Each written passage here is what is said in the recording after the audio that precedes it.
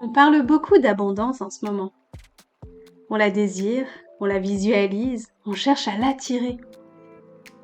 Pourtant, je me pose une question simple en fait.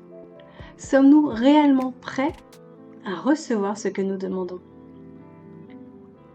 Dans cette période où tu vois fleurir partout ces mots, abondance, manifestation, création, multiplication, tous ces mots qui font rêver, tous ces concepts qui te font croire que tu peux absolument tout matérialiser dans cette vie, et pourtant, tu sens que quelquefois, ça coince, ça freine, ça n'arrive pas aussi vite que tu voudrais. Alors il serait peut-être temps d'aller voir ce qui bloque en nous. Peut-être qu'en réalité, au-delà de tout ce que l'on demande, peut-être que nous ne sommes pas réellement prêts à recevoir ce que nous demandons. Dans quelques instants, je vais couper l'image pour repasser sur le format podcast afin que l'on puisse prendre le temps de baisser les stimulations, de ralentir et d'écouter vraiment, de pouvoir réfléchir et avancer ensemble.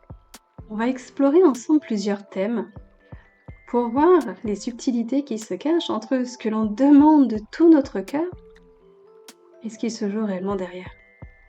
On va parler d'argent, on va parler de temps, d'amour, de liberté, avec toujours comme question derrière, que se passerait-il si tout ce que je demande arrivait réellement ? Parce que si on y réfléchit quelques instants, oui, c'est facile de désirer des millions. C'est facile de désirer plus de temps libre, de désirer la relation parfaite, fluide, où tout va bien. Mais quelle personne sommes-nous profondément à l'intérieur ? Et si quelque chose se jouait au-delà de nous, comme pour pouvoir justement nous protéger ? Parce que recevoir, c'est justement aussi assumer. Et c'est souvent là le plus difficile dans tout ça. Manifester, obtenir, recevoir, il existe effectivement des techniques. Mais suis-je vraiment à la hauteur ? Ce thème de notre capacité à recevoir, il a émergé chez moi en discutant avec Marie-Hélène, encore une fois. On était en train de préparer le sommet sur la souveraineté financière des mères et des femmes. Et puis, à force d'extrapoler, à force de réfléchir ensemble, à force de constater que nous manquons d'éducation, notamment financière, je me suis aperçue que ce manque justement d'éducation, on pouvait effectivement le transposer à plein d'autres thèmes. Nous ne sommes pas éduqués à recevoir, mais surtout, qu'est-ce que je fais si je reçois plus ? Soyons honnêtes, on est conditionné, on est happé par notre quotidien pour avoir toujours la tête dans le guidon. Produire toujours plus. Aller toujours plus vite. Combler les silences. Chercher la perfection. Et malgré tout ça, on continue une espèce de quête assez étrange de demander toujours plus. Mais en réalité, si ça ne vient pas, si vraiment ça bloque, malgré les dizaines, voire les centaines de livres, de films, de podcasts, de vidéos qui t'expliquent comment manifester, c'est que peut-être il y a quelque chose qui coince. Et à mon sens, c'est que peut-être nous ne sommes pas réellement prêts à recevoir. Alors, je vais d'abord te parler du temps. Je ne sais plus comment on en est arrivé à cette gestion du temps, mais imagine, si demain, tu te réveilles grâce à un coup de baguette magique, que je n'ai pas, malheureusement, j'en suis vraiment désolée, sinon je te la donnerai, je l'utiliserai d'abord pour moi et je te la donnerai cette baguette magique, mais je l'ai pas. Imagine donc demain matin, tu te réveilles et en fait, tu n'as besoin de consacrer à ton activité professionnelle que 2 à 3 heures sur ta journée. Tout le reste de ta journée, tu fais absolument ce que tu veux. Oh, mais ce serait génial! J'en rêve, ce serait juste extraordinaire. Mais tout le monde n'a peut-être pas ce même regard. Alors oui, si on avait toutes nos journées, il y a des gens qui pourraient créer, remettre du beau dans ce monde grâce à des œuvres artistiques. Mais des œuvres vraiment artistiques et vraiment belles, hein. En ce moment, quand on parle d'art, je vois des choses assez étranges quand même, qui en tout cas ne correspondent pas à mes standards de l'art. Comme ça, on mettra tout le monde d'accord. Vous pourrez aussi continuer d'apprendre. Oh, je passerai ma vie à lire des livres et à apprendre des choses. Je trouve ça fascinant. On pourrait aussi décider de transmettre.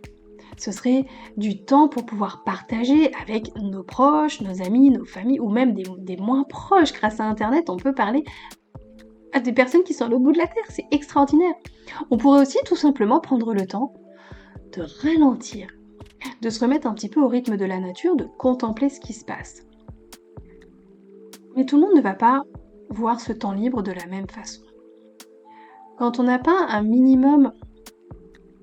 Alors peut-être qu'éducation n'est pas le terme approprié, il m'échappe à l'heure où j'enregistre ce podcast, mais si on n'a pas un minimum de conscience de ce qui se joue, demain tu as toute ta journée, peut-être que pour certains ça va être horrible. Oh, mais je m'ennuie, mais je sais pas quoi faire, oh là là, le temps il est long.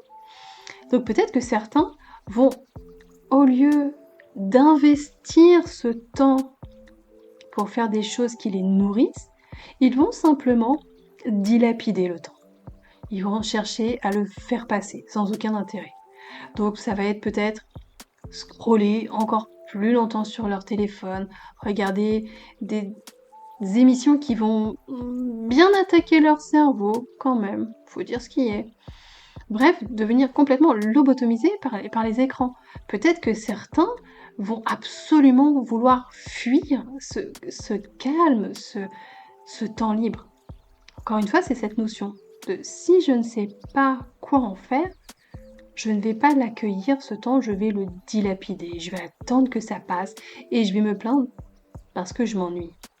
Ce temps libre, en fait, que l'on aurait réussi à générer, il va révéler en fait quelle est notre structure intérieure. Qu'est-ce qui nous anime ?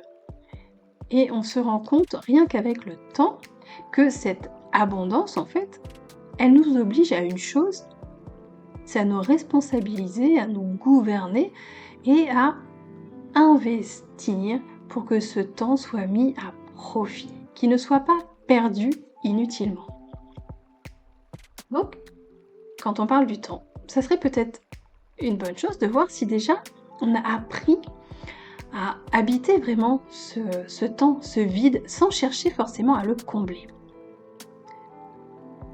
Le deuxième parallèle qu'on a fait forcément en ce moment, on est venu à parler de l'argent. Alors oui, beaucoup de promesses, tu vas gagner 10 millions par... Alors pas 10 millions, j'exagère. Tu vas gagner 10 000 10 000 euros par mois. Il y en a plein. Oui, bref, on est nombreux, en tout cas, à rêver d'abondance. Parce que l'abondance, c'est quand même plus chouette à vivre que le manque. Ça permet d'être libre, de faire baisser la pression. Mais ce qui se passe réellement, as-tu déjà entendu parler des études qui ont été faites auprès des gagnants du loto ?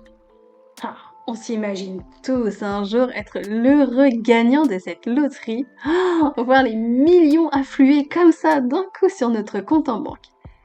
Eh bien, figure-toi que les gens qui gagnent la loterie, lorsqu'ils ne sont pas accompagnés, des études ont mis en avant qu'au bout de 1 voire 2 ans, ils étaient revenus à leur niveau d'avant le loto, voire même ils s'étaient appauvris. Pourquoi ? Parce que lorsqu'on n'est pas sensibilisé à l'argent, qu'est-ce qu'on va faire si on gagne plus ? Eh bien, on va le dépenser plus. Oh là là, je me suis serré la ceinture toute ma vie, maintenant c'est fini. On va avoir tendance à vivre au-dessus de nos moyens, à vivre au-dessus de ce qui réellement nous anime. Ça va être donc de la consommation à outrance. On ne réfléchit même plus au sens de nos achats puisqu'on sait que derrière, on a les capacités financières. Alors c'est là que beaucoup de gens, beaucoup de gagnants du loto ont acheté des villas, des yachts, plein de voitures de sport, des montres très très chères. Ça s'entend. On a envie de se faire plaisir, mais on perd le sens que l'on met derrière ses achats. Et puis, il y a ceux qui, au contraire, ont tout verrouillé. Ils ont mis tout l'argent de côté parce qu'ils avaient peur justement de ce qui allait se passer. Mais sans réellement comprendre là non plus, à l'investir pour que cet argent puisse travailler. Et c'est ça toute la grande différence.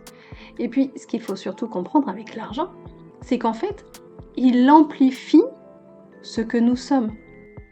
L'argent ne va pas nous rendre responsables. Par contre, il révèle notre rapport au pouvoir, au risque et à la valeur. Donc quand on dit que l'argent nous pervertit, à mon sens, c'est faux. Mais l'argent, par contre, va révéler ta vraie nature. Si tu es quelqu'un de profondément altruiste, de profondément généreux, tu trouveras des solutions, des façons de dépenser cet argent pour que ce soit mis au service du bien commun, au service des autres. Si par contre, tu as déjà quelque part en toi un rapport avec le pouvoir, avec cette envie de dominer les autres, quelles que soient tes blessures, eh bien, le fait d'avoir cet argent va te permettre d'avoir du pouvoir et tu risques peut-être de faire des choses pas très très cool pour ton entourage. Et du coup, encore une fois, on souhaite l'abondance, mais elle n'est pas à notre disposition, peut-être parce que nous ne sommes pas prêts. Il est nécessaire, quand on parle d'argent, d'apprendre là aussi à le recevoir, à l'accueillir et à savoir ce qu'on va en faire, à construire quelque chose avec, au lieu de simplement gagner plus pour dépenser plus.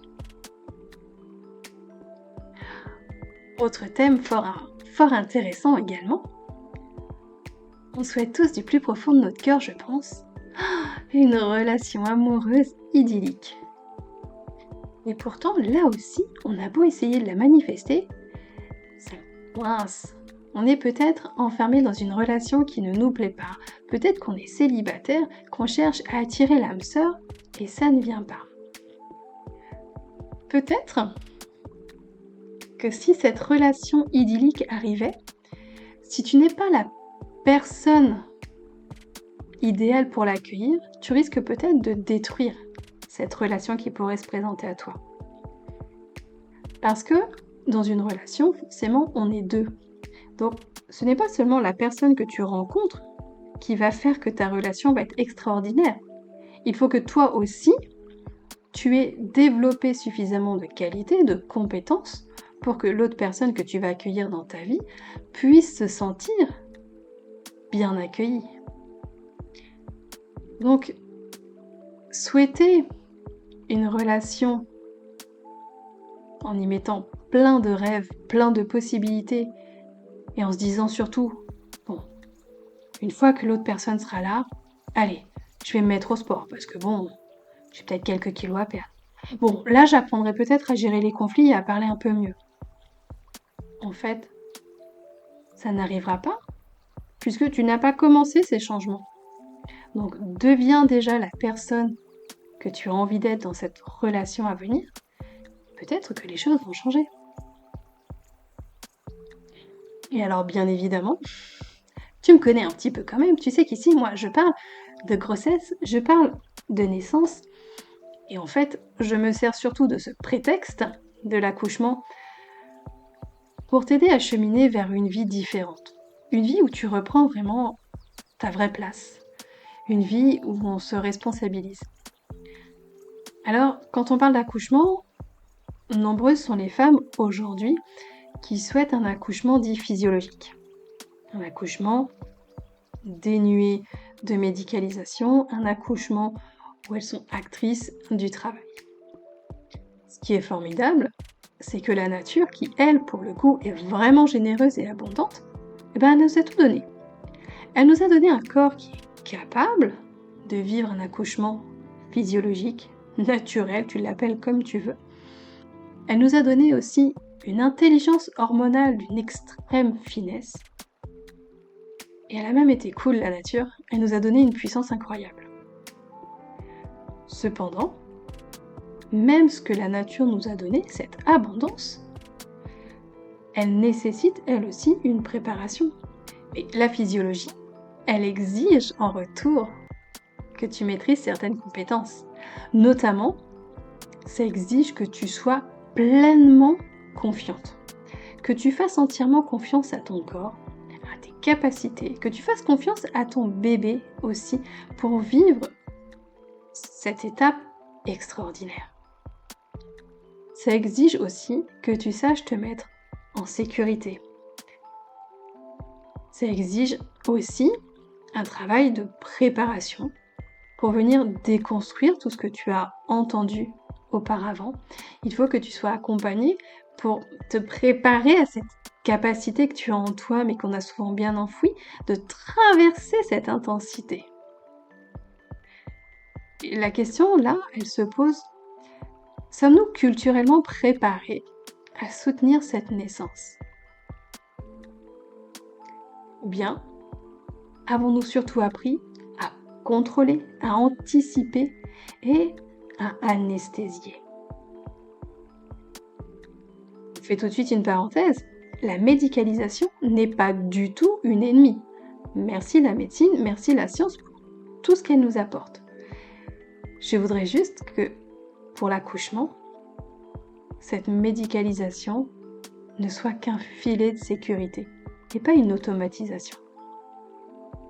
Donc cette abondance que l'on souhaite recevoir, sommes-nous réellement prêts? La physiologie demande en fait une maturité intérieure. Et c'est pas quelque chose qui est entretenu par notre société. Dans notre culture, j'ai plutôt l'impression que tout est fait pour nous maintenir à notre place, pour nous diminuer.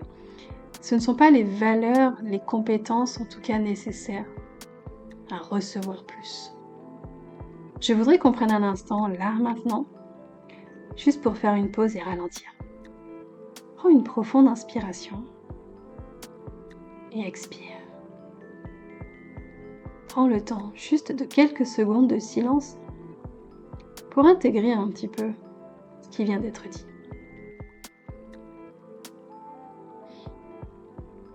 Nous pouvons continuer. Faisons le point sur tout ce que l'on vient de voir. Le temps, l'argent, l'amour, les naissances. Tous ces domaines ont un point en commun. L'abondance, telle qu'on la réclame, demande plus de maturité. C'est facile de rester dans la peur et dans le manque. Ça ne demande pas d'effort. Mais accueillir l'abondance, savoir quoi en faire, c'est une autre paire de manches. L'abondance, elle arrive quand on est responsable, quand on fait preuve de discernement, de stabilité et surtout de conscience. En fait, ça ne s'improvise pas parce qu'on risquerait justement de gâcher tous ces cadeaux que la vie ne souhaite qu'une chose, nous mettre entre les mains. Alors peut-être qu'effectivement, tu t'impatientes. Peut-être que ces manifestations, malgré toutes les vidéos que tu regardes, malgré tous les livres que tu lis, elles tardent à venir dans ta vie. J'avoue que moi aussi, dans ma vie, j'aimerais bien un peu plus d'abondance, un peu plus de fluidité. Et pourtant, je sais pourquoi ça coince. Je sais quels sont les efforts que je n'ai pas encore voulu faire. Je sais quelles sont les parts d'ombre sur lesquelles je n'ai pas encore voulu poser mon regard. Recevoir est exigeant. Donc peut-être que le travail n'est pas d'attirer plus, mais déjà de devenir aujourd'hui suffisamment stable et suffisamment reconnaissant pour accueillir ce que l'on a déjà, afin de pouvoir porter plus. J'en reviens à l'argent, parce qu'en ce moment c'est le thème sur lequel je travaille avec Marie-Hélène, mais si demain, par chance encore une fois, tu trouves un billet de 20 €, qu'est-ce que tu vas faire de ce billet de 20 €? Parce que dis-toi bien une chose, c'est que la vie, l'univers, Dieu, appelle ça comme tu veux, mais cette force un peu supérieure, elle t'observe. Si tu prends ce billet de 20 € et que simplement tu le dépenses en futilité, peut-être que quelque part, on va se dire Si je lui donne 20 euros, elle les dépense inutilement et elle revient à sa situation de départ. Donc, si je lui donne plus, elle aura encore le même comportement. C'est peut-être pas utile que je lui donne plus. Je vais la laisser d'abord apprendre à grandir et une fois qu'elle sera prête, on pourra ouvrir les vannes. Alors oui, on vient d'évoquer différents thèmes, mais dans ma petite tête à moi, tout tourne autour de la naissance. Parce que quand je te parle d'accompagnement global, tu viens d'en avoir un petit aperçu. Je n'accompagne pas simplement un corps qui va donner naissance, j'accompagne vraiment la femme dans son ensemble avec tous ses questionnements. On va venir gratouiller sur tous les domaines de notre vie pour chercher à faire du lien, à faire du sens. À partir du moment où tu évolues sur un domaine, c'est systémique. Tout le reste autour va changer, va bouger. Une compétence, tu l'acquiers d'une certaine manière et ça rayonne dans tous les autres domaines. Alors si ce type d'accompagnement te plaît, c'est que peut-être on a un petit bout de chemin à faire ensemble. Pour conclure cette vidéo, je voudrais vraiment que tu prennes le temps de te poser cette question. Est-ce que réellement j'ai besoin de te demander plus encore à la vie? Ou bien est-ce que j'ai plutôt besoin de ralentir, d'observer déjà tout ce que j'ai et de chercher à devenir la personne capable de recevoir? Parce que l'abondance ne transforme pas, elle révèle qui tu es. Je t'embrasse bien fort, prends grand soin de toi et je te dis à très bientôt.